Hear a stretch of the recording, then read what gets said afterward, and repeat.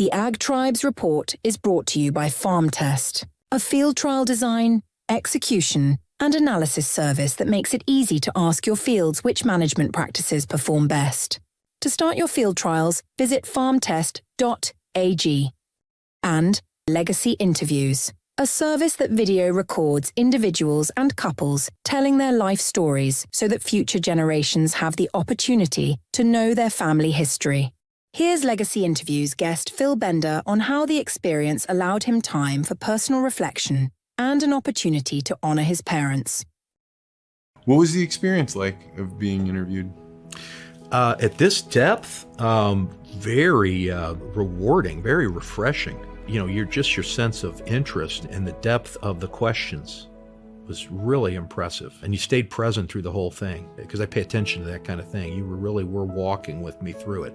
This is a keepsake for me, but also a great way to honor my parents. There are a couple things about my dad you drew out today that I don't know if I've said that to him.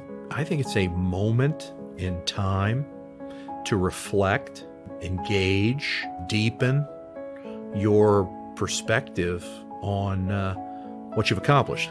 I am reflecting on my version of what I saw, what I felt, how I responded to it. That is a legacy. That's valuable.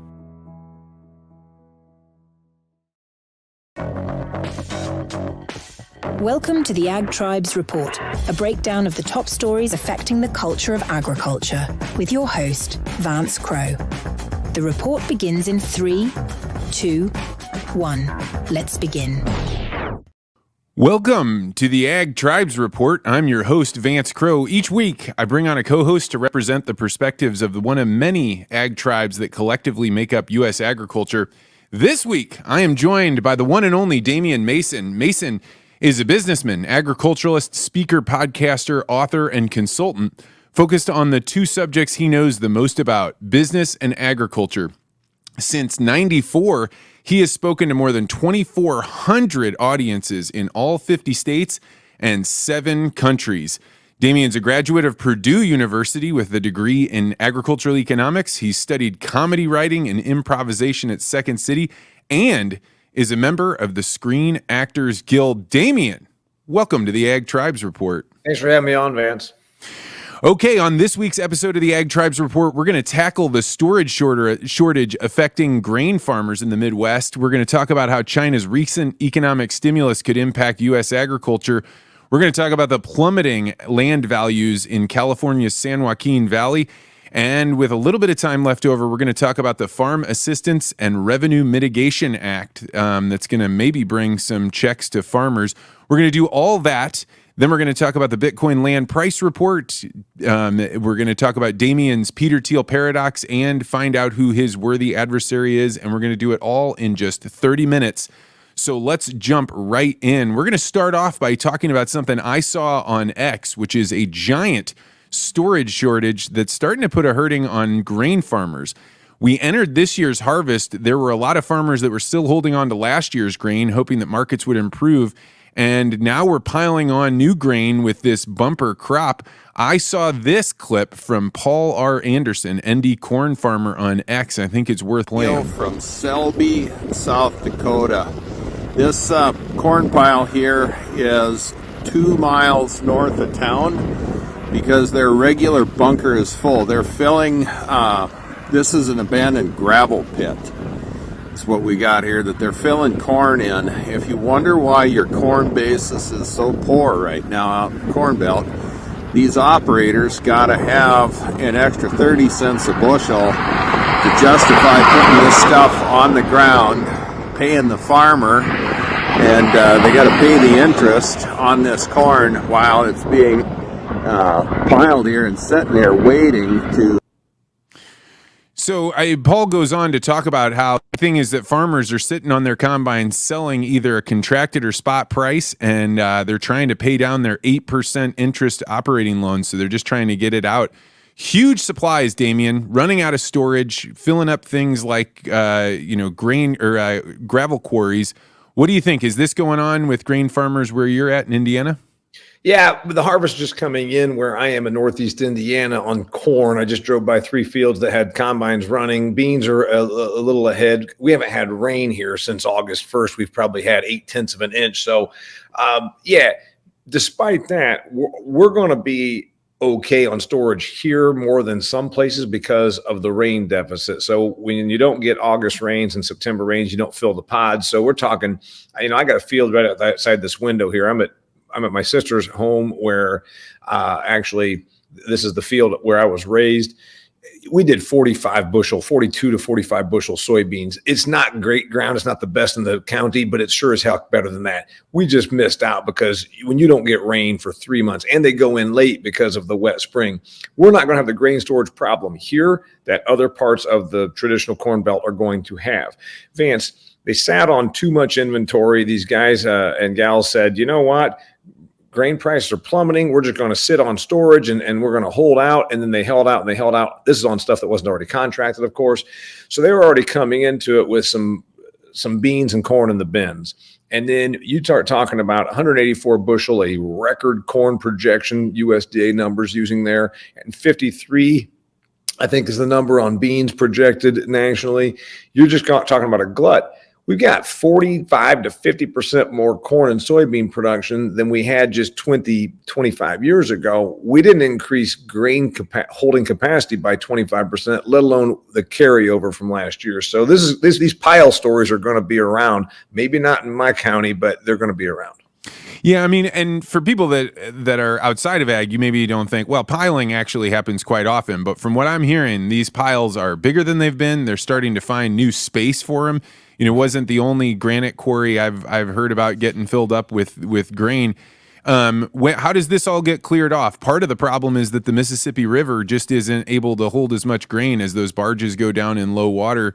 Do trains and barges catch up with this pretty quick, or how long does it take for it to clear out? Yeah, well, they always talk about if it can't go down the Mississippi, then they start switching over to trains. And then if it can't go on trains, they go on trucks, which all that becomes more expensive. The cheapest way to move grain is on a barge down the Mississippi. The second cheapest way is on rail. The third cheapest way is a truck.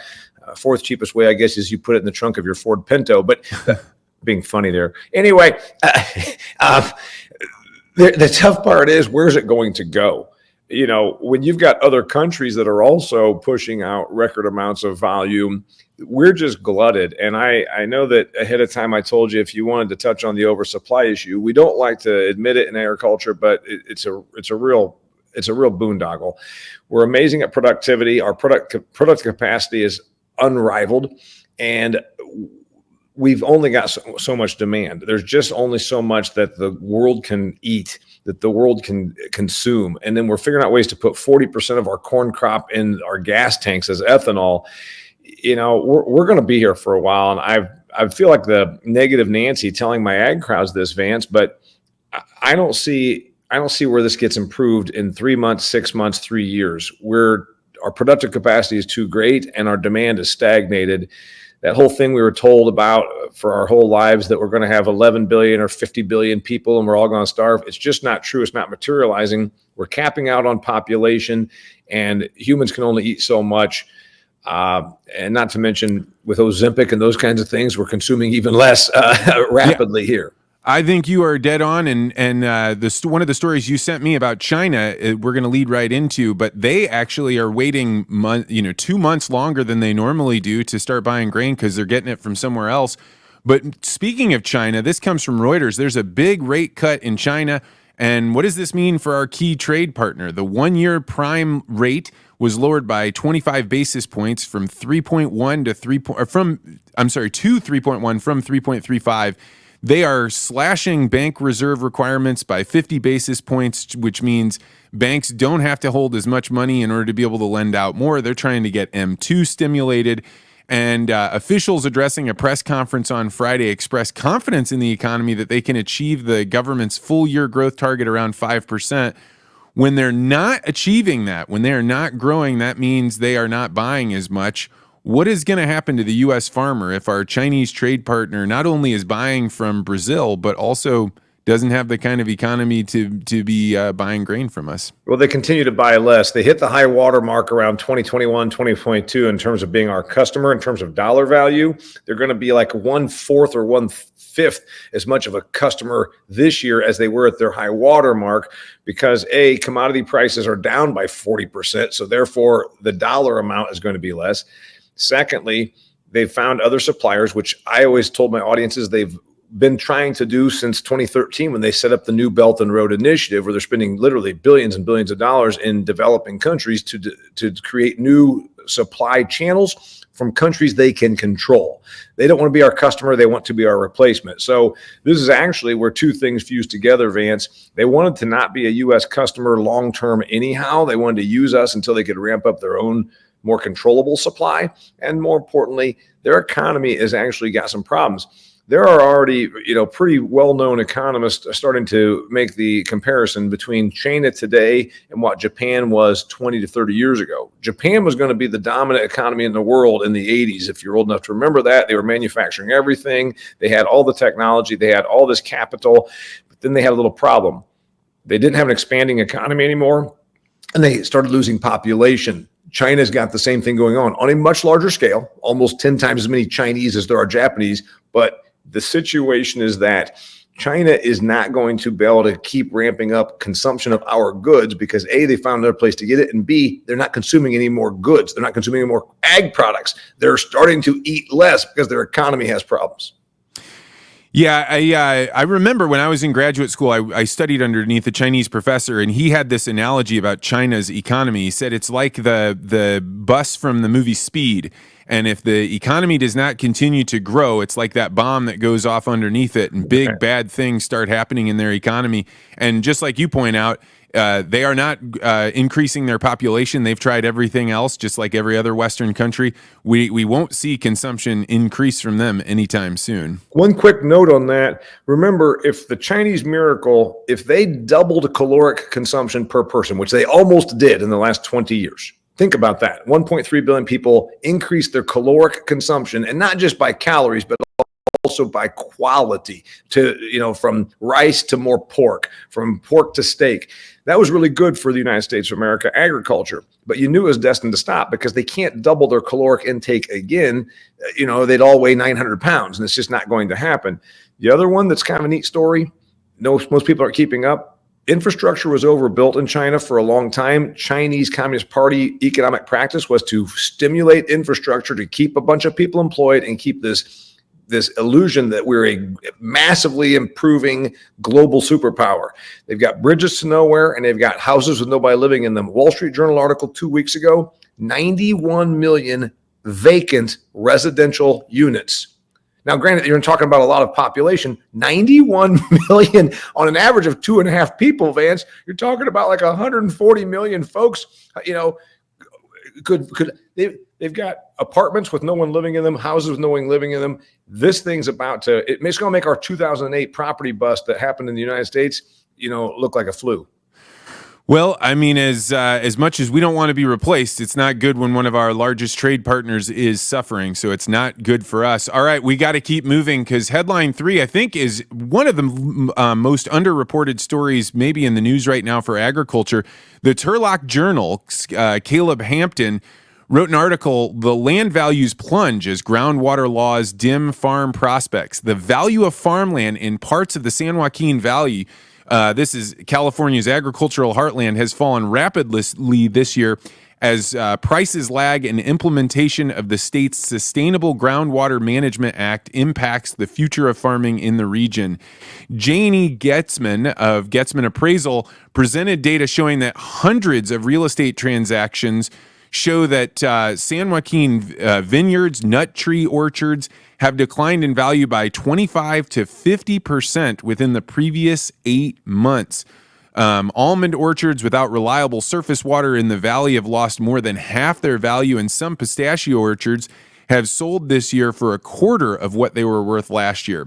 Behind the decline in land values is a growing awareness that the SGMA is leaving certain properties with limited farming capacity. Groundwater has supplied 40% of the water used in California in typical years and as much as 60% in drought years. But now pumping to supplement the water, surface water is getting tightened. And how can you grow perennial crops when they are not allowing these aquifers to be tapped? Damian, is this a passing phase, or is the San Joaquin Valley not going to be where we get our fruits and nuts from? It's not a passing phase. It's been in the works for a long, long time. The productivity of California, with its climate and its other unique characteristics, mean that it will still be around for a while. It'll probably be around forever as an agricultural producer, but it's going to sort out, and water will start to have an economic value more than it already does. It's been kind of bastardized, Vance, because of the politics, whoever's in office, whoever can lobby the hardest. When it gets to where, and I believe that it will, water will be just like a pound of fertilizer or a gallon of gas, where it truly, we understand in this part of the world, it's worth this much. Not so much here in northern Indiana, because we get lots of precipitation on a normal year. Out there, it's going to have a tremendous amount more value. Why would you grow lower value products in California? Example, why is it the #1 dairy state? Why is 20% or 18% of our country's dairy still in California when it's such a water intensive product to produce milk? Why don't we put the milk back in Wisconsin and then put the almonds in California, and it relieves some pressure? And that's already happening, by the way. So I think that we're probably going to sort it out. Economics, if they're allowed to without the political thing, will work themselves out. And the reality is, some of that land was overvalued because it was predicated on, yeah, we could get water, didn't have a cost to it. And now when water has a cost, if you know, it's the old side of algebra, you're a smart kid. If this side of the X or this side of an X in a algebraic equation moves, the other one can move the other way and still get the answer on the side of the equal sign. And that's what's happening in California land values. I think you're exactly right. And as my good friend Lyle Benjamin pointed out, water needs to become that hard money commodity, really people valuing it for what it is. It's bound to happen because it is a finite resource. I'd love to stay on this some more, but we do want to touch on the big news coming out of D.C., the Farm Assistance and Revenue Mitigation Act, otherwise known as the FARM Act, has been introduced to Congress to help offset some of the financial pressure from tight margins and the farmers that are continuing to wait on the farm bill. It's been authored by Representative Trent Kelly and presented to the Ag Committee, the House Ag Committee, and it offers payments assistance to eligible farmers. All crops are eligible for payments. Those payments are calculated in different ways, but the 8 major crops listed are all going to use the listed price, and then there's another formula. Damian, the government sends checks to farmers to keep them afloat during down commodity prices. We all know this is going to cause inflation. Why would anyone except the guy getting the check want those checks to go out? Two things for sure. First off, yes, it will be inflationary, but the amount of farmers receiving the money compared to when we did the COVID relief, where of our country of 330 million people, more than a couple hundred, I think the number is, got checks for a long time.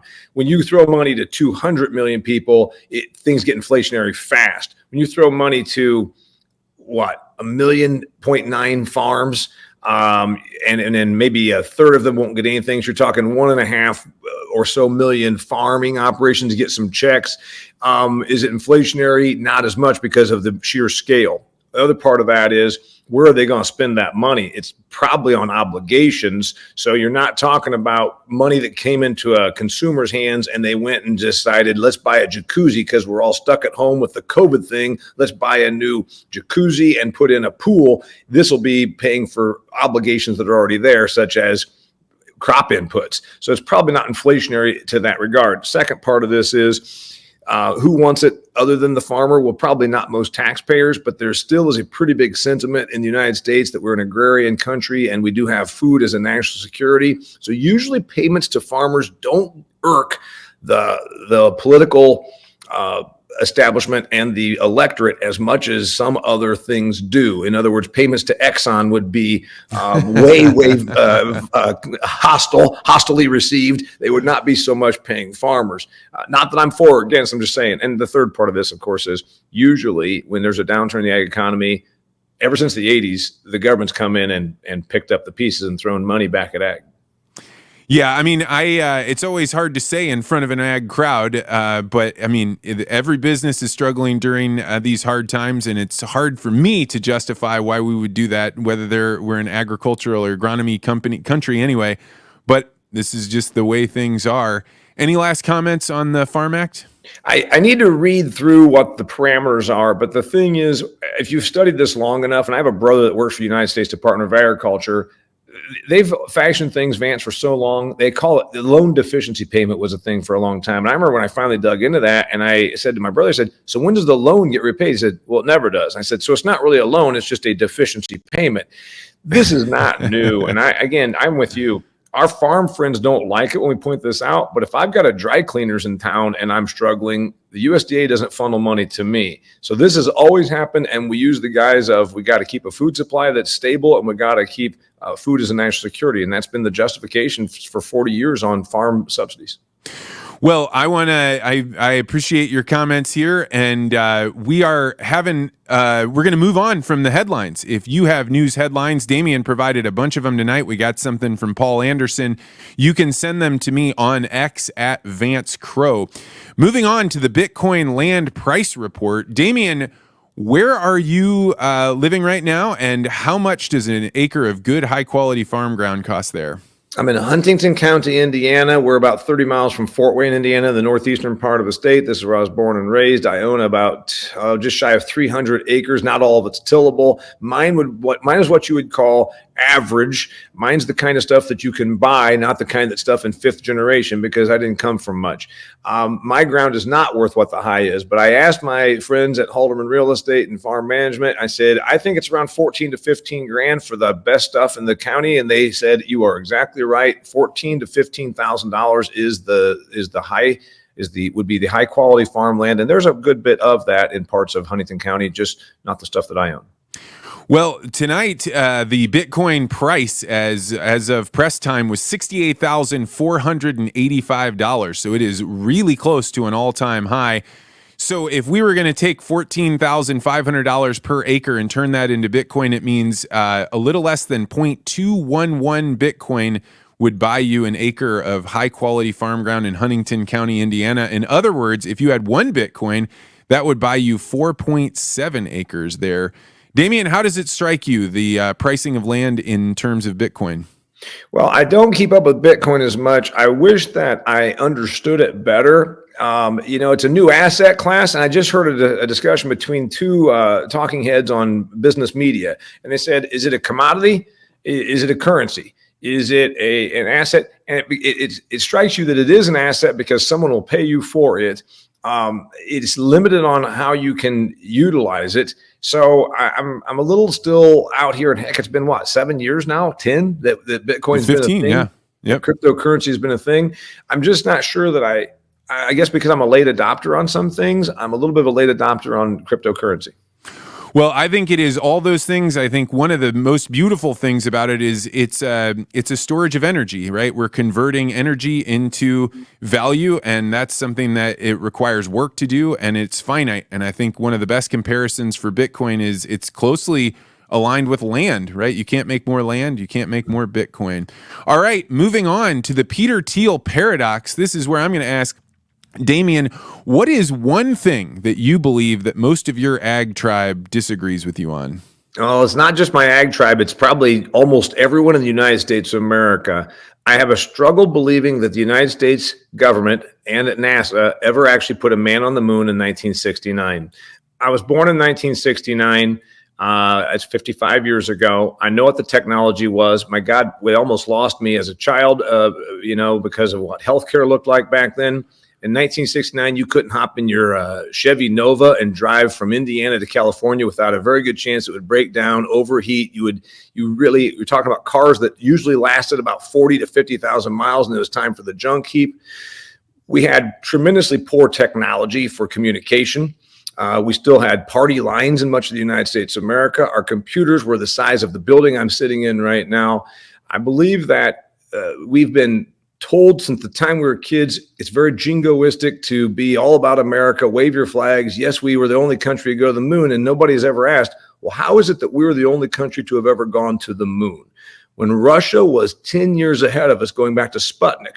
Russia sent German shepherds to space before we ever did. How is it they never made it when they spent so much of their money as a Cold War operative for global domination? They didn't make it when we did. And you say, we had better scientists. I still question that.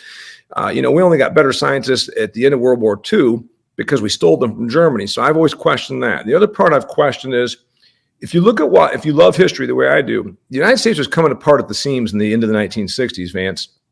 John F. Kennedy, a very popular young president in the early 1961, upon his inauguration, was pounded on that podium and said, and by the end of this decade, we will put a man on the moon. Here you are. It's summer of 1969. There are people being shot at universities in Ohio, kids. There are movements against the government that would actually scare you. Right? Detroit's burning down. You've got the hippie movement. You've got a counterculture movement. By God, we need something. We need something to bring this country back together, or we're going to lose it and revolt into civil war. You know what we do? We go back to that popular president and we deliver on his promise. 5 months before the end of the 1960s, we're going to do what he said, because he said by the end of this decade, we're going to put a man on the moon.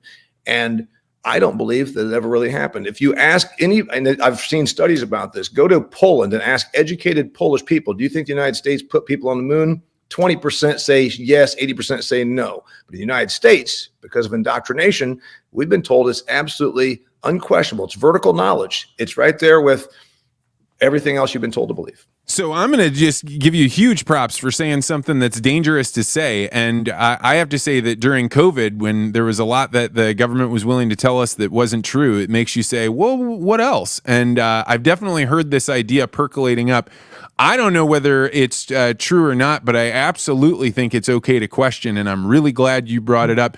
I'm going to give you a brilliant score of 8.5 because I think it's dangerous to say something like this, and it seems like you are a guy that has looked into it pretty deeply. So I'll throw you one more just the fun of it. Every elementary school from mine, Northwest Elementary School in Huntington County, Indiana, to the one you probably went to had rocks that were brought back from the moon. If you go to the Smithsonian, as I have a number of times, the space landing craft is about the size of a shrunk down Volkswagen, and we're to pretend that they brought back 2 train loads of rocks to put in every elementary school in America. I definitely know that Volkswagen. We gave some of those away during diplomatic missions, and they find out, no, that's actually a petrified rock or petrified wood. So I'm with you on that. I definitely think there's some shenanigans going on. All right. We are moving on to the final segment of the interview. This is the Worthy Adversary section, where I ask Damian, who is somebody out on social media that you respect, but you totally disagree with? There's a guy named Bruce Turkel that you may or may not know. He's an author of books. He's a branding guy. He's all about marketing, and he speaks for a living, has written books, and also he ran an ad agency in Miami, Florida.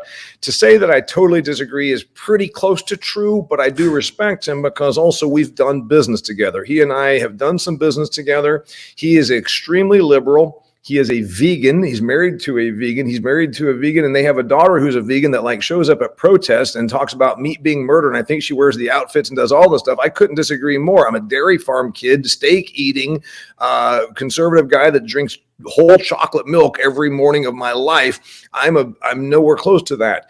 I respect him because he's a brilliantly driven guy to ask what's next, to provide something of value. And that's what you and I both do, Vance. We provide something. We wake up every day and we pound the coconuts together and hope that a dollar falls out. And we're doing that by serving clients. And if he's in his 60s, still comes up with brilliant ideas, still creates good writing, and still makes you ponder and think about your position in the marketplace as a marketer and why brands do what they do to stay relevant and in demand. I respect him for his mind and his hard work ethic. I do not agree with almost any other thing than that.